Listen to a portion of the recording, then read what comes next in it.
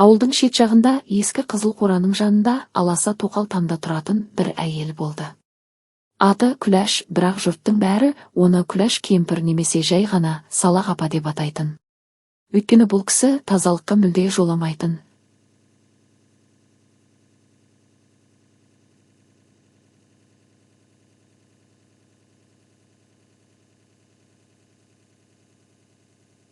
Сөзге келгенде бүкіл ауылды жеңетін адам. Күләш кемпірдің киімі ай десең, бір бөлігі ала, бір бөлігі құла. Жейдесінің түймесі әр түрлі, кейбір тіпті жоқ. Үстіндегі көйлек пе, халат па өзі де білмейді. Басындағы орамалының орнына кейде ескі сүлгі байлап алады. Бірақ сол түрмен ақ дүкенге барып, елдің бәрімен амандасып, ақыл айтып кері қайтады. Бір күні көрші Зина апа шыдамай: «Ой, Күләш-ау, тым болмаса, шай ішетін кесеңді жуып қойсаңшы. Баяғыдан бері шай мен жуын суды бір ыдыста ішіп келесің ғой», десе, Күләш кемпір жай ғана: «Құдайдың берген иммунитеті бар, оны да жаттықтыру керек», деп қойып қалғаны бар. Тағы бір күні ауылға жаңа әкім келіп, үй-үйді аралап, халықтың тұрмысын көруге шығады. Әкім Күләш кемпірдің үйіне кіріп, көзі бақырайып кетеді. Қазанның ішінде ит жатқандай, пештің үстінде тауық ұйықтап жатыр, ал дастарханда ескі газет жайылып тұр. Әкім таңданып: «Апа, бұл не жағдай?» десе, Күләш кемпір саспай: «Бұл өнер. Нағыз экологиялық үйлесім. Итте, тауықта өз үйін таппай жүрген заманда менің үйім ашық шекара», дейді күліп. Балалар оны жақсы көреді. Неге десең, Күләш кемпірдің ауласында неше түрлі қызық зат бар. Шеге орнына қасық қағылған, табақтың ішіне гүл еккен, теледидардың ішіне торғай ис алған. Бір күні көрші бала Айдос кіріп барып: «Апа, сіздің үйіңіз нағыз музей», дегенде, Күләш кемпір бұрқ етіп: «Музей емес, бұл заманауи арт инсталляция», деп күлдіріп тастайды. Ауыл адамдары оның салақтығына күліп жүрсе де, бір жағы жақсы көретін. Себебі Күләш кемпір ешқашан ешкімге ауыр сөз айтпайды, өзі не болса соған разы. «Тамақ бар ма?» десе, «Құрт бар, бірақ тісі мықты адам ғана жиі алады», деп күледі. Бір күні көктемде бүкіл ауыл сенбілік жасап, үй-үйді тазалап жатыр. Әкім Күләш апаны да сенбілікке шығарайық деп арнайы барады. Сонда Күләш кемпір қолына сыпырғы ұстап тұрып: «Мен сыпырсам, өз үйімнің киесі кетіп қалады. Ал мына қоқыстың бәрі менің архивім», деп шыққаны бар емес пе? Сол Күләш кемпір әлі де бар. Ауылдағы бәрі де оның стиліне үйренген. Жыл сайын бір жаңа тірлігімен елді күлдіріп отырады. Бірақ бір нәрсе анық, ол болмаса, ауыл тым жай, тым жым-жырт болар ма еді. Күләш апаның есігі әр қашан ашық. Кім кірсе де бір кесе шай мен күлкісі шықпайды. Бірақ бұл апа бірде бір адамға кәдімгі таза кесе бермейді. Бірде ауыл медбикесі кіріп: «Апа, мынанда кесемен шай ішуге болмайды ғой», десе, Күләш апа жай барақат: «Сен осы бактерияны да бір үйдің мүшесі деп қара. Көп жасаған адамның кесесінде бәрі тіршілік етеді», деп мәз болады. Бір күні күзде ауыл мектеп оқушыларына экология апталығы басталды. Мұғалімдер әр үйден ескі құсқы, қайта өңдеуге жарамды зат жинап жүр. Бір топ бала Күләш апаның үйіне келіп: «Апа, артық бөтелке, пластик, металл бар ма?» десе, Күләш апа бұртиып: «Әй, мыналар менің заманауи интерьерімді қайда апармақсыңдар? Мына шиша ваза, ана консерв банка гүл отырғызатын қорап. Ал мыналар антиквариат», деп балаларды ішек-сілесі қатқанша күлдіріп шығарады. Тағы бір күні ауылға шаштар аз келіп, үй аралап шаш алатын болды. Жұрт бірінен бірі естіп, бәрі рет-ретімен жазылып жатыр. Әкім өзі тізім жасап жүрген. Сол кезде Күләш апа да кезекке жазылып қойыпты. Шаштар аз үйіне келгенде апа қолына айна ұстап тұрып: «Маған жастар стилімен артқа қайырылған, екі шетіне рең қосылған прическа жасап бер. Мына сұр шашымнан жалықтым, жасарып жүрейін», дейді. Шаштар аз сасып: «Апа, шашыңыз түгел ақ қой, рең қайда қосаламын?»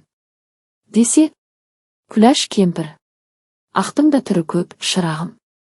Бір жағын жылтыраған ақ, екіншісін әжімге үйренген ақ етіп жібер», дейді көзін қысып.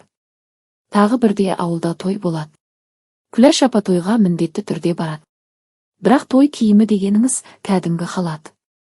Тек оған бір-екі моншақ іліп қойған. Сөмке орнына ескі дорба ұстап алған, ішінде кепкен құрт пен пияз. Апа-ау, тойға келдіңіз бе, базарға ма? Деп сұрайды жастар. Екеуі де өмірдің сәні, шырағым. Базар ішкі дүнием, той сыртқы сәнім деп жауап беріп, домбыра мен терме айтып төрге шығып кетеді. Кейде апа ауылдағы ұялы байланыс пен технология туралы да айта кетеді. Менде Wi-Fi жоқ, бірақ құстар мен мысықтармен телепатиям жақсы дамыған. Құдай берген желі жүрек байланысы дейді байыппен. Бір күні ауылға журналистер келіп, ауыл өмірі мен ерекше адамдар деген бағдарлама түсіреді. Әлбетте, олар Күләш апаны да сұхбатқа шақырады. Камера алдына шығып алған апа сұхбатты былай бастайды. Мен мына ауылдың дизайнерімін. Өнер жолындамын. Бұның бәрі концептуал өнер. Деп пештің үстіндегі мысықты нұсқап қояды. Ал мынау менің күзетшім. 2 тышқан, 1 қарға ұстап берген. Жалақсы сүт.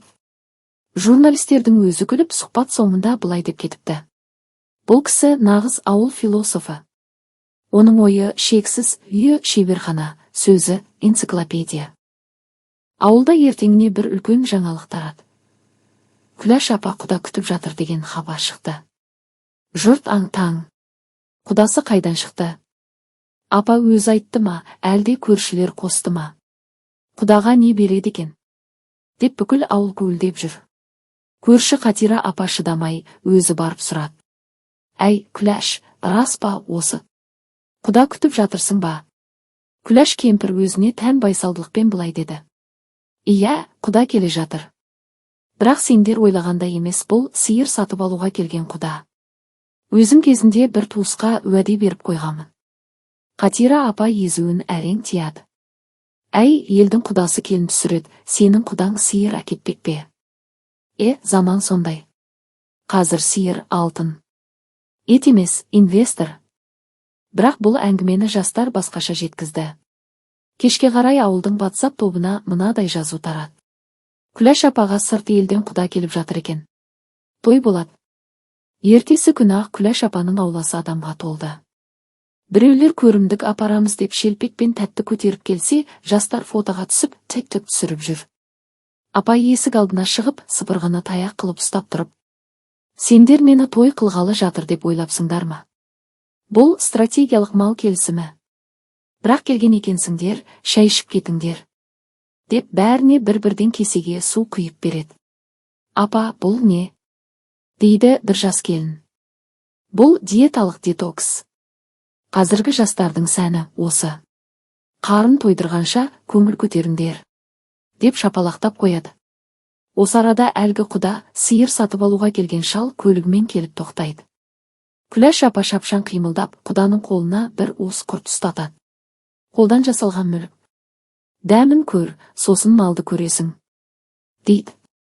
Шал қарқылдап күліп құртты аузына салып жатып.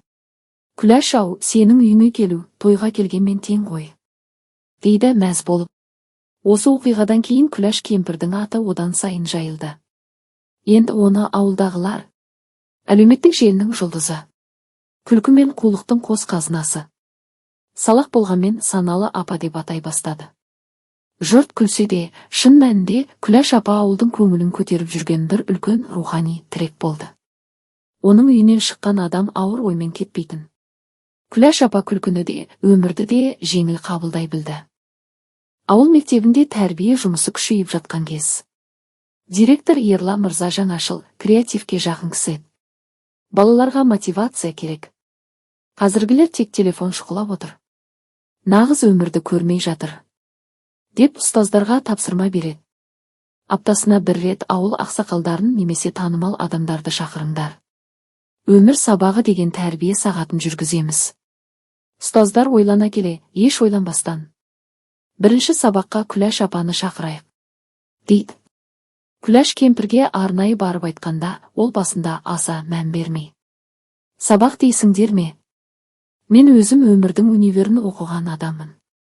Айтарым көп. Бірақ тақтаға шықпаймын. Деп шарт қояды. Сабақ күні келді. 9 сынып оқушылары жиналды. Күләш апа өзше дресс-кодпен келді. Үстінде гүлді халат, аяғында тозған кроссовка, басында кәдімгі себет. Иә, себетті төңкеріп байлап алған. Балалар ішінен күліп отыр. Бірақ апаға бәрібір. Балалар, бүгін сендерге өмір сабағын өткізем. Тақырып қиын болса да қызық өмір. Бірінші сөзін бұлай бастады. Мына түрме қарап күлдіңдер ме? Дұрыс, бірақ естеріңде болсын, күлу ең арзанда, ең шипалы дәрумен. Тек адамды мазақ қылып күлме. Өзіңе де, өмірге күле біл. Сосын сумкасын, бұлайша айтқанда, дорбасын ашып, ішінен бір құрт, бір шеге, бір батырма, бір ескі кілт, бір кішкентай айна алып шықты. Қазір мен сендерге нағыз өмірлік мастер-класс өткізем. Мына құрт қиыншылық. Сіз жоқ адамға қатты, бірақ пайдалы. Қиындық та сондай, басында ауыр, кейін саған күш береді. Шеге бұл тәртіп. Тәртіп болмаса, бәрі құлайды. Батырма бұл қарым-қатынас. Жақсы болсын, жаман болсын, адамдар бір-біріне жалғанып тұруы керек. Кілт бұл білім. Мектепте үйренгенің болашақ өміріңнің кілті. Ал мына айна өзіңе қарау. Адам күнде бір сәт өзіне қарап, мен қандай адаммын деп сұрау керек. Оқушылар тына қалды. Бір-біріне қарап. Апаның айтқаны терең екен дей бастады. Сабақ соңында бір оқушы сұрақ қойды. Апа, сіз бала кезіңізде кім болғыңыз келді? Күләш апа езу тартып, мен бала кезімде телевизор болғым келді. Бүкіл адам мені тыңдасын, күлсін, ойлансын деп. Міне, енді арманыма жеттім. Қазір бүкіл ауыл мені көріп, күліп, ойланып жүр. Телевизор болмасам да, тірі эфирмін. Деп сөзін аяқтады. Ол күнгі сабақтан кейін оқушылар Күләш апаны әлеуметтік желіде ауылдың данагөй инфлюенсер деп атап, суретін вайнға қосып жіберді.